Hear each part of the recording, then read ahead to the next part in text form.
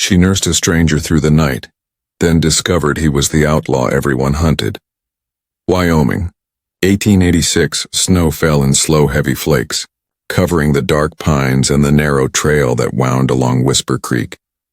The world was quiet except for the wind, sighing through the cottonwoods like a tired ghost.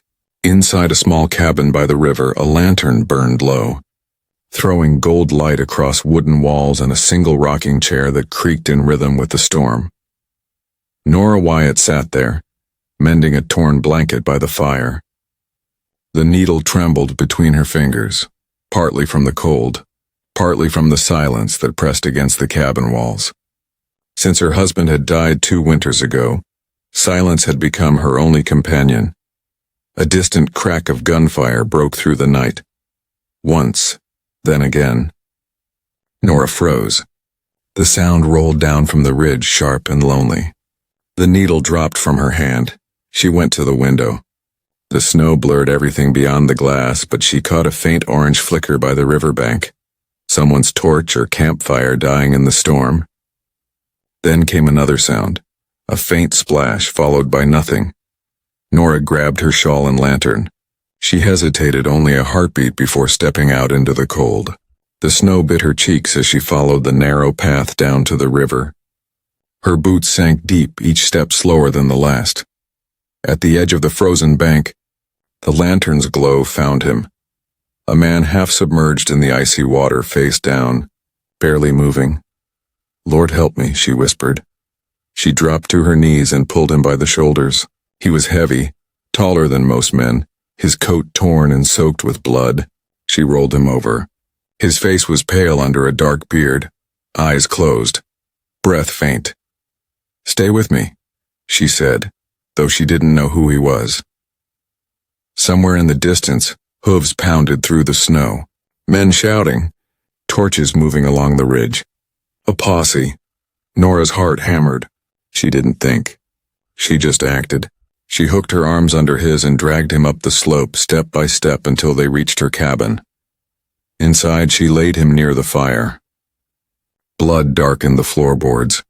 His shirt was torn where 2 bullets had struck, one near the shoulder, another grazing his ribs.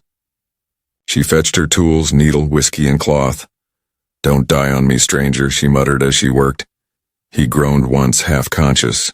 His voice was low, rough with pain. "Did they follow? Who?" He didn't answer. He just went limp again. She cleaned the wounds, stitched what she could, and pressed bandages over both. The work took hours. Outside, the wind howled like a wounded beast. When she finally sat back, her hands were trembling. His breathing had steadied, shallow but even. She studied his face. Scar across the jaw, sunburned skin beneath the grime. Not a drifter's face. Not a farmer's either. At dawn, the storm broke. The light through the window was thin and gray. She poured water into a tin cup and brushed melted snow from her sleeves. That's when she heard the horses again, voices shouting nearby. Nora hurried to the window. 3 riders were posting papers on the saloon door across the creek. The wind carried their words across the frozen air. $500 reward, Calder read. Wanted for murder and robbery. Her stomach turned cold. She looked back at the man lying near her fire. The man she had stitched and saved. The wanted posters. Description matched him perfectly. The outlaw everyone hunted was sleeping in her cabin, and she was the only one who knew it. Morning sunlight crept across the floorboards, cutting through the thin fog of smoke from the fire. Nora sat at the table, staring at the folded wanted poster she'd taken from one of the riders. The paper shook slightly in her hands. Calder read, she whispered under her breath. Age 32, armed and dangerous. $500 reward, dead or alive. The ink was still wet. She could almost smell the town's fear clinging to it. Behind her, the man groaned. Nora turned. His eyes opened, dark, steady, the kind that watched before they spoke. "You're awake," she said carefully. He blinked against the light. "Where am I?" "Whisper Creek," she replied. "My cabin. You were half dead in the river." He tried to sit up but fell back with a grunt of pain. Then I owe you more than thanks. She poured water into a cup and handed it to him. Drink slow. He took a sip, wincing as he swallowed. How long was I out? Since last night. You lost a lot of blood, he nodded once. His movements were cautious, like a man used to watching for ambush. Nora's eyes stayed on him, her thoughts running faster than her pulse. The sheriff's voice echoed in her mind, the posters, the shouts. Every word pointed to him. But here he was, quiet, polite, with eyes that looked more tired than dangerous. Were you in trouble? She asked at last. He looked at her, expression unreadable. Depends who you ask. I found this. She unfolded the poster and placed it on the table. For a moment, neither spoke. The only sound was the crackle of the fire. Then he exhaled slowly. I see. So it's true? His jaw tightened. No, but that doesn't matter much around here. She studied him. They say you robbed a stagecoach. Killed a marshal. I didn't. He met her gaze, steady, calm. I was there, yes. But I wasn't the one who pulled the trigger. Then who did? Someone I trusted. The way he said it, quietly, without self-pity, made her hesitate. He leaned his head back against the wall. My partner, Clay Barlow. We were deputies once. He planned the robbery, used me to set it up, and when it went wrong, he left me bleeding beside the road. The sheriff found my badge in the dirt and my horse tied to the loot wagon. Easy story to tell. Easy man to hang it on. Nora looked down at the floorboards. The story sounded impossible. Yet his tone wasn't that of a liar.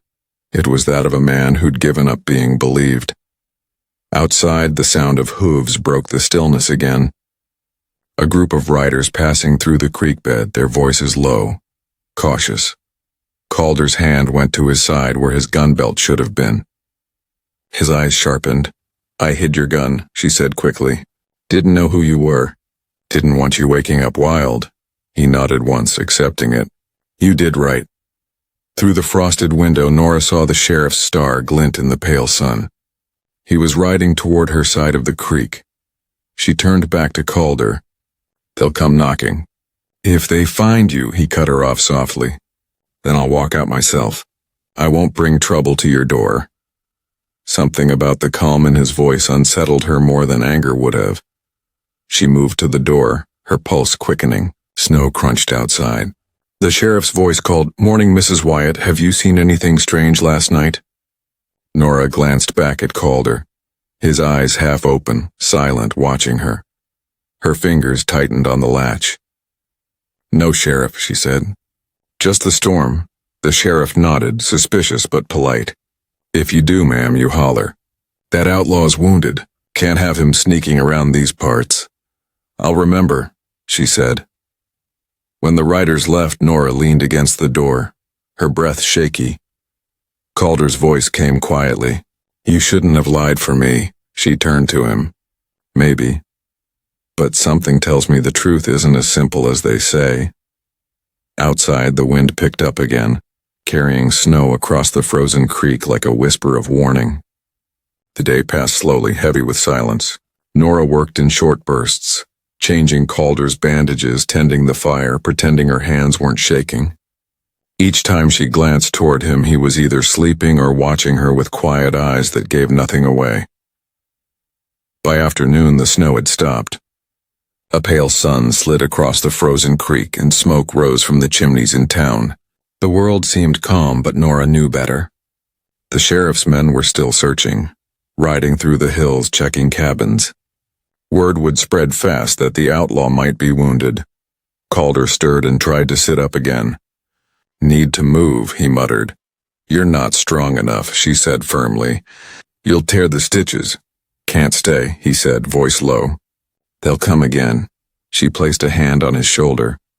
Then rest while you can. Running now will only get you killed. He met her eyes.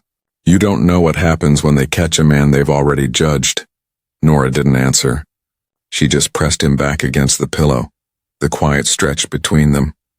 The only sound was the slow pop of firewood. After a while, Calder spoke again, softer this time. You live alone out here?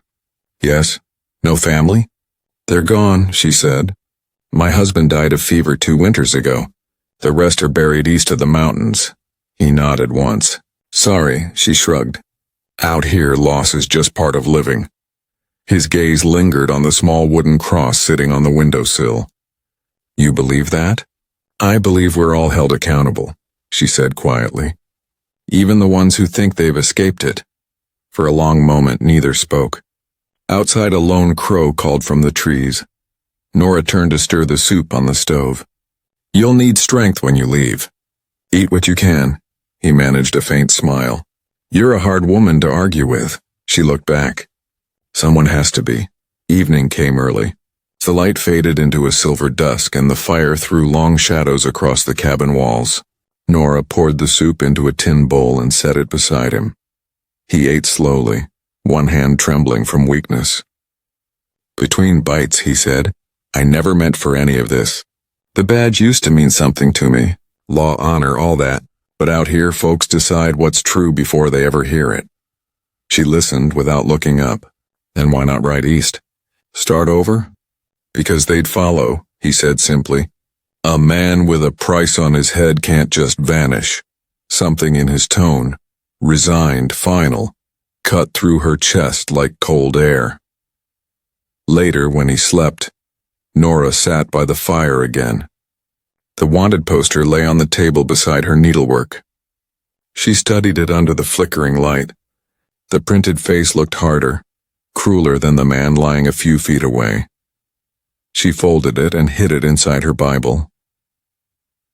By nightfall, the wind shifted. The scent of smoke drifted through the cracks, campfire smoke, close. Nora stood and peered through the window. Down by the creek, torches flickered. 4 riders dismounted, their voices faint but clear. "Trail ends near here," one said. "Maybe he's holed up along the bank." Her pulse quickened. Calder woke, sensing the tension. "They're back?" She nodded. He swung his legs off the bed, grimacing with pain. "If they find me here, you'll hang beside me." "Stay down," she hissed. "They'll search the river first." She blew out the lantern, plunging the cabin into darkness except for the dull orange of the fire. They waited, listening to the crunch of boots in the snow, the murmur of men outside. Minutes felt like hours. Finally, the footsteps moved away, fading into the trees.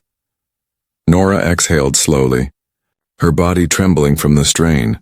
Calder sank back, breathing hard. "You shouldn't risk this." She turned toward him, her voice barely above a whisper.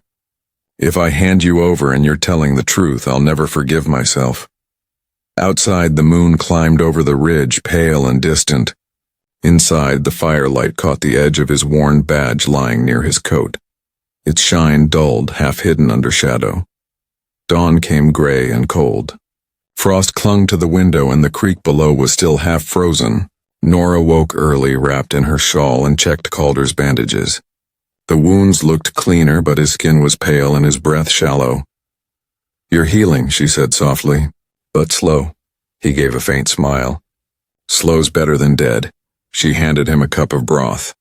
He drank it without complaint, though every swallow seemed to cost him strength. Outside, a crow's caw echoed through the valley. Then came another sound, a hammer striking metal. The blacksmith was already working in town. The world was waking up, but Nora's cabin felt like it stood apart, caught between safety and danger. She gathered firewood near the hearth. Calder watched her quietly for a moment before asking, "Why did you help me?" She stopped, meeting his gaze. "Because you were dying." "That's not reason enough," he said. She sighed. "I guess I don't like to see anyone left to freeze in the snow." He nodded slowly, as if that answer told him something about her that words couldn't. The morning passed quietly until the sound of horses drifted up again. Nora looked through the window. 2 riders this time, a smaller group. The sheriff wasn't with them. They were checking cabins one by one, rifles slung across their shoulders. "They're back," she whispered. Calder's jaw tightened. "Then you need to decide something, Mrs. Wyatt. If they find me, they'll think you're my accomplice." She took a long breath. "Then we'd better not let them find you." He tried to stand, but pain bent him double. Can't get far, he gritted out. Nora thought fast. The root cellar. It's dry and deep. You'll fit if you crouch. He looked at her, testing her resolve, then nodded. All right, she helped him up, her shoulder under his arm. Every step to the cellar hatch behind the stove felt like a race against time. The hooves were louder now, voices calling out, "Search every place along the creek." They reached the hatch. Nora pulled it open, revealing a small dark space lined with shelves of canned fruit and old tools. Calder climbed down, wincing as his boots hit the dirt floor. She handed him a lantern and whispered, "Don't make a sound." He gave her a faint nod. "If they ask, tell them the truth you can live with." She closed the hatch just as a fist pounded on the door. "Mrs. Wyatt." "Open up," her pulse hammered in her ears. She smoothed her hair and opened the door. Two deputies stood outside, breath fogging in the cold. One she recognized, Clay Barlow, tall, sharp-eyed, wearing a deputy star. The other was younger, nervous. "Mornin', ma'am," Clay said smoothly. "The sheriff sent us to check for that outlaw." Calder read, "Have you seen anyone around?" Nora's throat felt dry. "No, sir. Haven't seen a soul since the storm." Clay's eyes flicked past her into the cabin. "Mind if we take a look?" "I keep a clean house," she said, forcing a smile. "But if you're looking for an outlaw, I doubt he'd choose a nurse's cabin to rest in." He stepped forward anyway, brushing the snow off his coat. "Funny thing," he said lightly, "Calder used to ride with me. Before he went bad. Shame, really." Nora kept her face still. "You knew him well?" "Well enough to spot him if he limped through this valley," Clay said. He looked around slowly, eyes landing on the fire, then the table, then the floor near the bed where a faint bloodstain still darkened the wood. He crouched and touched it with his glove. "You hurt yourself, ma'am." Nora's heart jumped. "Cut my hand on a pot last night," she said quickly. "Didn't notice till this morning." Clay straightened, gaze sharp. "You sure about that?" "Yes." The younger deputy shifted, uncomfortable. "Clay, we got 4 more cabins to check before noon." Clay glanced toward the stove, eyes narrowing for half a second near the hidden hatch. Then he smiled, slow and thin. "All right, ma'am. Sorry to trouble you." They stepped out, boots crunching in the snow. Nora shut the door and waited, listening to the hoofbeats fade down the trail. Only then did she pull the hatch open. Calder climbed out, pale and breathing hard. "That one," he said quietly. "The tall deputy, Clay Barlow." Nora froze. "Your partner?" He nodded once. "The man who framed me." The room fell silent except for the faint creak of the firewood. Nora felt a chill crawl through her chest that had nothing to do with the cold outside. For a long moment Nora couldn't speak. The name echoed in her head, Clay Barlow. The same man who had just stood in her doorway, smiling like a wolf in a church pew. "You're sure?" she asked, voice low. Calder nodded. "I'd know that face anywhere. He's the one who pulled the trigger and left me to take the blame." Nora sat down slowly, gripping the edge of the table. "He's wearing the law's badge now." Calder gave a bitter laugh. "Badge or no badge, he's still a killer. And now he's close enough to finish what he started." The fire popped, throwing sparks up the chimney. Nora stared into the flames, her thoughts racing. "If he suspects you're here, he'll come back." "I reckon he already does," Calder said. "That stain on the floor, he saw it. He's just waiting for the right time." "Then what do we do?" He looked toward the window where the snow glowed faintly under the weak daylight. "You stay quiet. I'll ride out tonight when it's dark enough. Better me out there than bringing danger to your door." "You can't even walk without pain," she said sharply. "You wouldn't make it half a mile." He gave her a tired smile. "Then I'll crawl if I have to." Nora turned away, angry without knowing why. Angry at the law, at the cold, at fate for bringing this stranger into her life. She opened the window a crack and looked toward town. Smoke rose from the chimneys. Children ran through the snow, their laughter faint in the distance. Normal life, so close and yet it felt like another world. "Tell me," she said finally. "Why didn't you try to clear your name?" "I did," he said quietly. "But Clay made sure the sheriff never heard my side."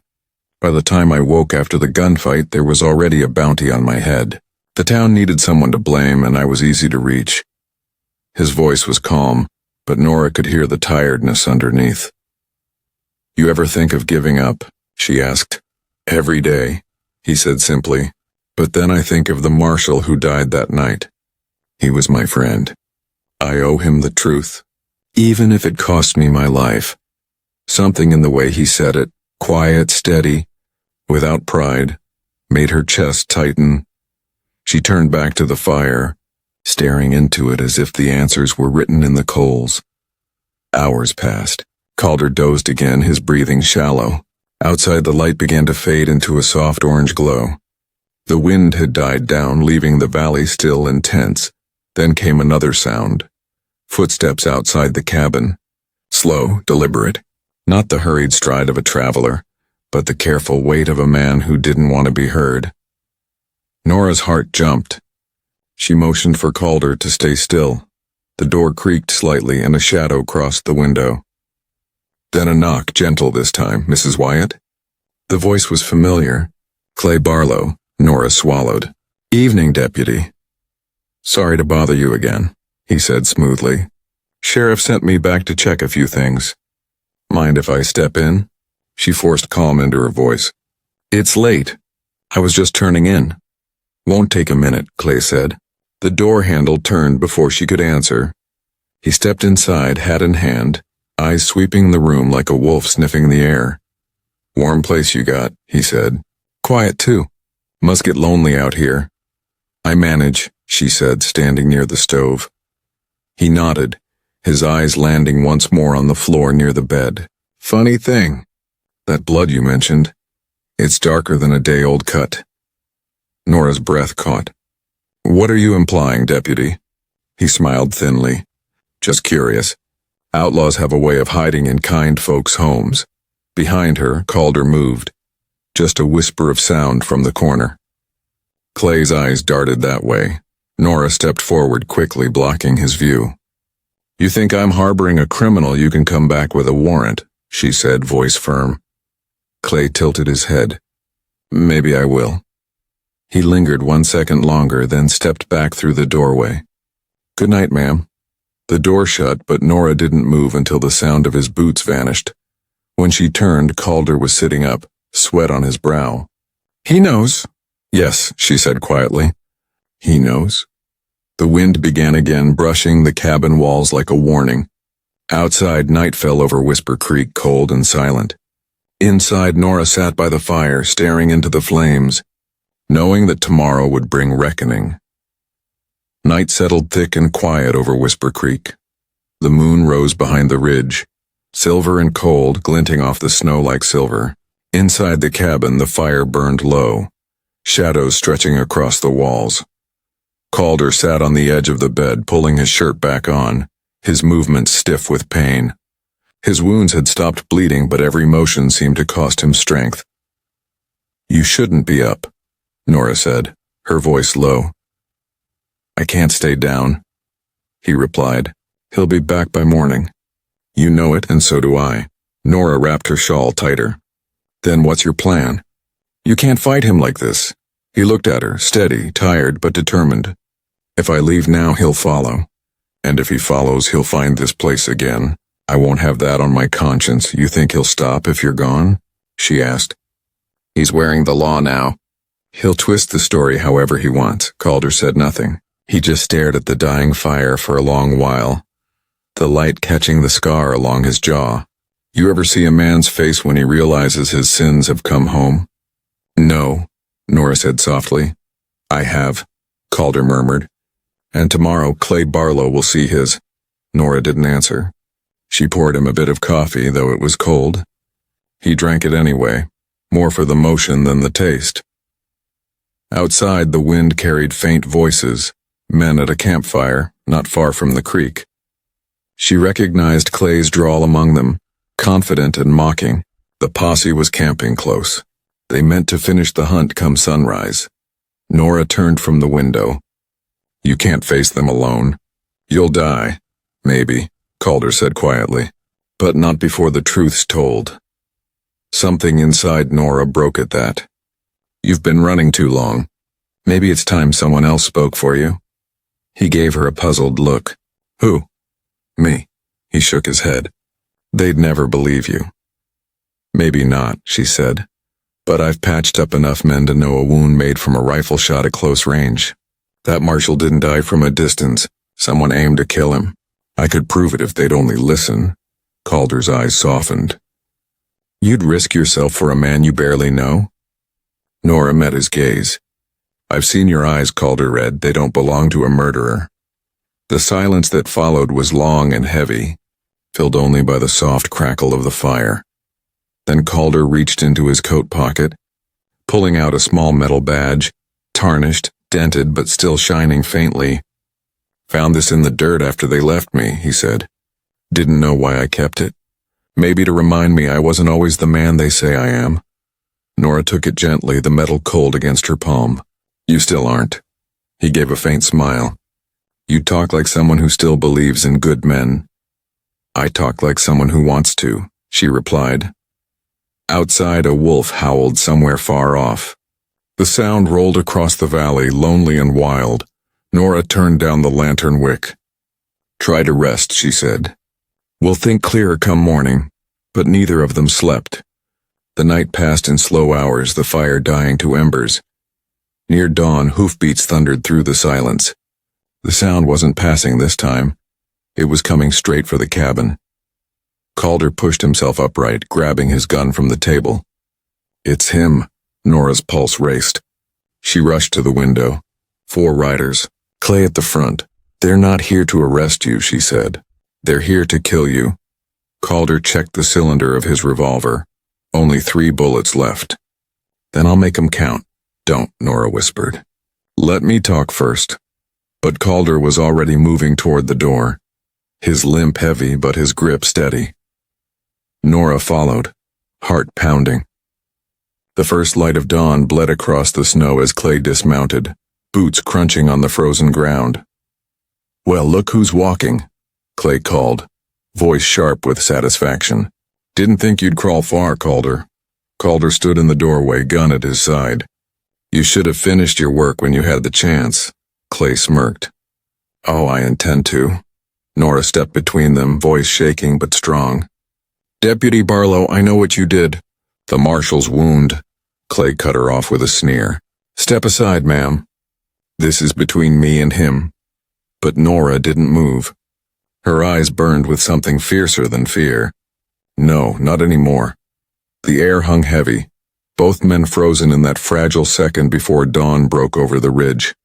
The morning air was sharp and bitter, filled with the smell of frost and gunpowder waiting to happen. The first light of the sun touched the tops of the trees, turning the snow to silver. Nora stood in the doorway, one step between 2 men, one branded a killer, the other wearing the law-like armor. Clay Barlow's hand hovered near his holster, his eyes cold. Step aside, Mrs. Wyatt. You don't want to get mixed up in this.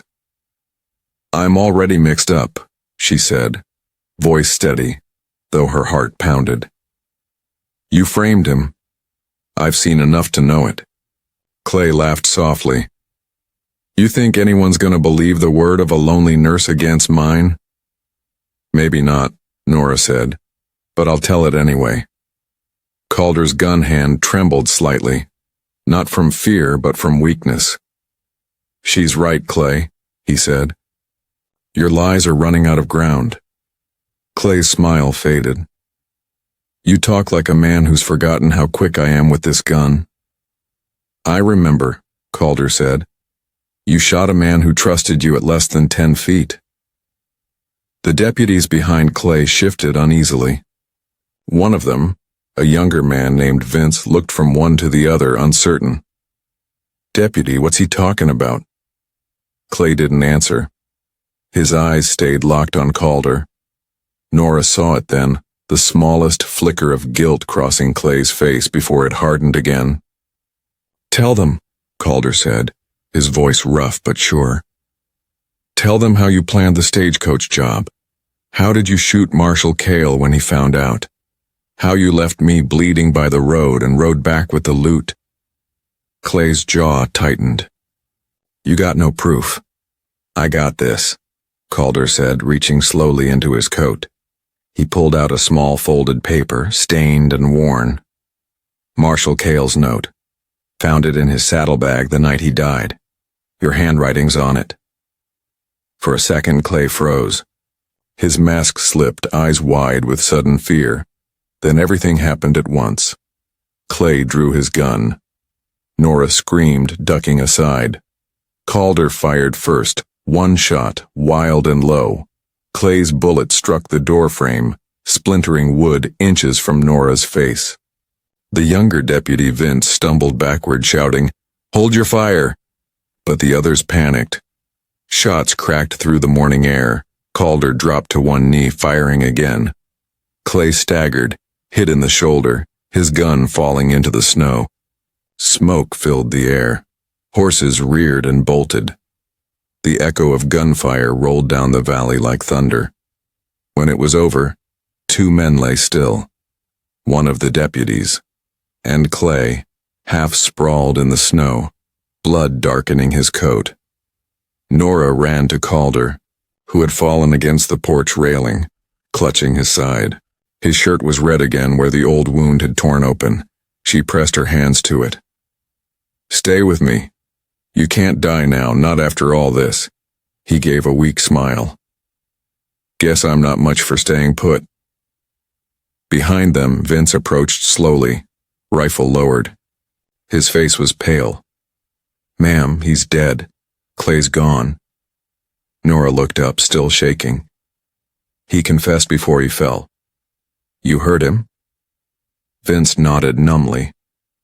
Yeah. I did.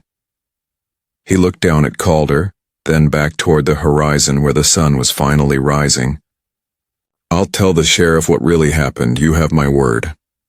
Nora helped Calder back inside, every movement gentle but desperate. She sat him by the fire again, the warmth fighting the cold that crept into his skin. You're free now, she whispered. It's over. Calder's eyes fluttered open. Not over, just finished. He looked around the small cabin one last time.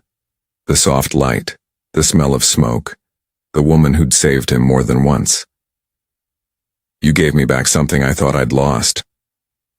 What's that? Nora asked, tears in her eyes. Hope. He closed his eyes for a moment, breathing steadily again, though weak. Outside, the posse began to gather their dead. The sound of shovels and low voices carried through the cold air. Nora sat beside him, her hand resting on his, not ready to let go, not yet. The sun climbed higher, melting the frost on the windows. The long night had passed. Whisper Creek was quiet again. The morning light filled the cabin with a soft gold glow, warming the air that still smelled of smoke and blood. Nora sat close to Calder, pressing a cloth to his side. His face was pale but calm, his eyes half open, following the slow dance of the fire. You need a doctor, she whispered. He gave a weak grin.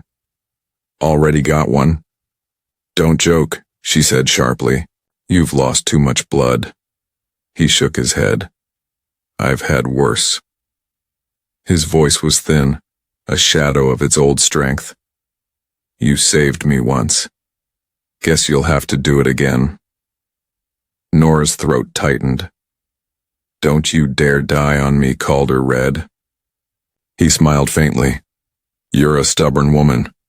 I've been told, she said, forcing a shaky laugh. Outside, footsteps approached. Nora turned sharply, ready to defend him again, but it was Vince, the young deputy who had survived the gunfight. He stood in the doorway, hat in hand, his face heavy with guilt. Ma'am, he said quietly, the sheriff's on his way. I told him everything, how Clay started it, how Calder only shot to defend you. Nora nodded, still working to stop the bleeding. Thank you. Vince hesitated, glancing toward Calder. He's lucky you found him. Nora didn't look up. I'm the lucky one. Vince nodded once and stepped outside again, giving them space. The sound of his boots faded down the path. Calder's breathing was slow, his words barely above a whisper. He'll make a good lawman, if he learns who to trust. Nora smiled faintly. You sound like a teacher. He gave a soft chuckle that turned into a cough. Used to be one, in a way. Trained new deputies back in Cheyenne before it all went wrong. Then you were never the man they said you were, she said firmly. He looked at her, eyes warm despite the pain. Maybe not, but I let anger guide me for too long. You reminded me there's still goodness in the world. Nora felt tears sting her eyes. You talk like someone saying goodbye. He shook his head slightly. Not goodbye, just thank you. The door creaked again. This time it was Sheriff Grady himself. A broad, older man with a lined face and eyes that missed nothing. Behind him the morning sun glowed on the snow, turning it white as salt. Mrs. Wyatt, the sheriff said softly. Heard you had a long night. Nora rose slowly, her hand still stained with blood. Deputy Barlow's dead. He confessed before he fell. Calder didn't start the fight. The sheriff nodded, looking around the room, his eyes falling on Calder. Is that true? Calder nodded faintly. He killed the marshal. I tried to stop him. Didn't matter. He made sure the story fit his way. The sheriff studied him for a long time, then sighed. Reckon I believe you. Vince backs it up too. I'll clear your name. Calder smiled weakly. Took long enough. Justice usually does, the sheriff said. He tipped his hat to Nora. You did a brave thing, ma'am. Most wouldn't have risked it. I didn't think, she said softly. Just acted. Sometimes that's the best kind of courage, the sheriff replied. He turned to leave but paused at the door.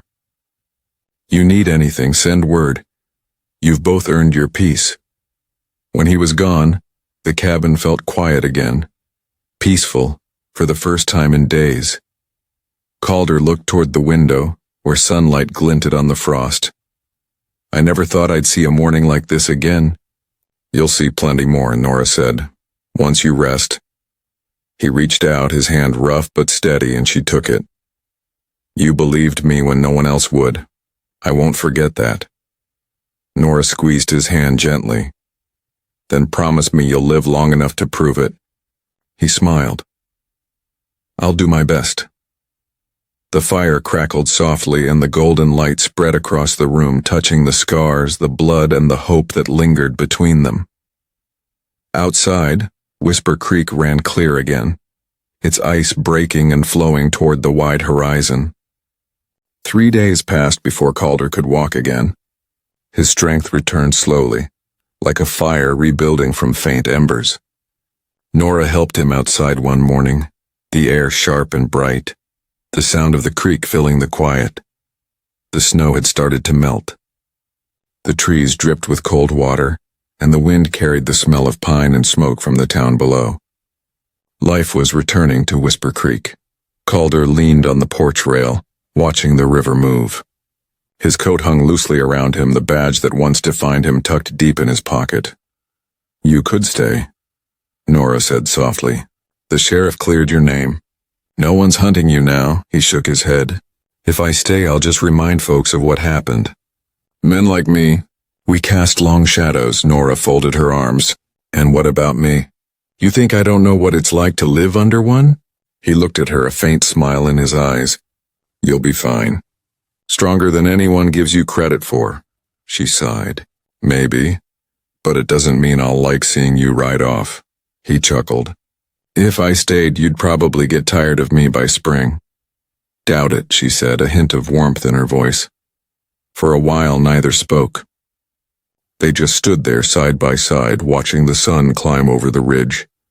A wagon passed on the far road, and the sound of a dog barking drifted through the crisp morning air.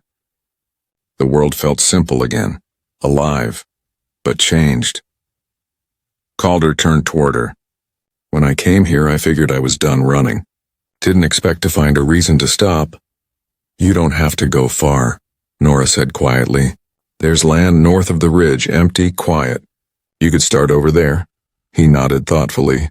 Maybe, but I've got to settle some things first. Say my piece to a few folks back east. After that. He let the words fade, looking at the horizon. After that, maybe I'll come back, she smiled faintly. Maybe. He returned the smile. I've learned not to promise what I might break. Nora's eyes softened. You've already kept one promise. You told the truth. He nodded slowly. Thanks to you. A horse neighed near the shed. Calder stepped down from the porch, wincing as he moved, but steady enough to saddle the animal. Nora followed, holding out a small bundle wrapped in cloth. Food for the road, she said, and this. She placed something in his hand, a small pressed flower, white and delicate. He looked at it with quiet surprise. You kept it. It floated past your body that first night, she said. From the river. I thought maybe it meant something. He tucked it carefully into his coat pocket. Guess it does now. He mounted the horse slowly, pausing once to look back at her. You've got a good heart, Nora Wyatt. Don't let this place make it hard. She lifted her chin. I won't, but I'll hold you to your word about coming back. Calder smiled. Then I'd better not take too long. He gave the reins a light tug, and the horse started forward. Snow crunched under its hooves, and the sound of the creek followed him down the path. Nora stood there until he disappeared between the trees. The morning light washed over her face, and for the first time in a long while she felt no fear, just quiet, certain peace. She turned back toward the cabin, the fire still burning inside, smoke curling into the pale sky. Behind her, the trail wound westward, empty except for hoofprints and the faint whisper of wind through pine. Weeks passed. Winter began to fade into early spring, and Whisper Creek slowly came alive again. The river ran fast and clear now, no longer choked with ice. Children played near the bridge, and the blacksmith's hammer rang through the valley each morning. Life moved on as it always did. Nora kept to her quiet routines, tending to the sick, mending clothes for the neighbors, and keeping her cabin warm through the last of the cold nights. Yet every evening as the sun dipped behind the hills, she found herself glancing down the trail that led west. Sometimes she thought she saw a figure on horseback far off in the light, but it was always just the shadow of a pine tree or the drift of dust. One afternoon, as she came back from the creek with a pail of water, she noticed an envelope wedged under her door. Her name was written in a firm, careful hand. She stood for a moment, heart thudding, before opening it. Inside was a single folded page and a small pressed flower, the same kind that had floated down the river that night. The note read, You believed when no one else would. I am free because of you. Wherever the trail takes me, I'll carry that with me. Calder. Nora traced the words with her thumb. The paper trembled in her hand, not from cold but from the weight of everything it meant. She set the flower carefully on her table, beside her Bible and the worn bandages she still kept folded, just in case. Then she went to the window and opened it wide. Outside, the air was crisp but gentle. The world smelled of thawing earth and pine sap. The sound of the creek carried up through the trees, steady, alive, unbroken. She leaned against the frame, eyes on the horizon. Somewhere beyond those ridges, Calder was out there, riding through open country, free of every false name and chain the world had given him. Nora closed her eyes for a long moment. A peace settled over her that she hadn't felt in years, not the kind that comes from safety but from truth. When she opened her eyes again, the wind caught the curtains, lifting them like wings. She smiled softly, then she whispered, Ride safe, Calder read. The camera of the mind would pull back here, the cabin small but steady against the wide sky. Smoke rose from its chimney, curling toward the pale blue above. The river shimmered below like a silver ribbon, winding endlessly west. The story that began in blood and fear ended in stillness and grace. The woman who once lived only to survive, now lived with purpose. And the man who once ran from justice had finally found it, through mercy. As dusk fell, the cabin's window glowed warm in the fading light. A figure moved inside, calm and unhurried, the sound of a crackling fire filling the night, and far beyond the ridge, where the plains opened wide, a lone rider followed the trail into the sunset, the flower still safe in his coat. If this story moved you, don't write off just yet. Hit subscribe for more tales of love, mercy, and redemption from the Old West. And if Nora and Calder's story touched your heart, leave a comment below. Every word keeps these frontier stories alive.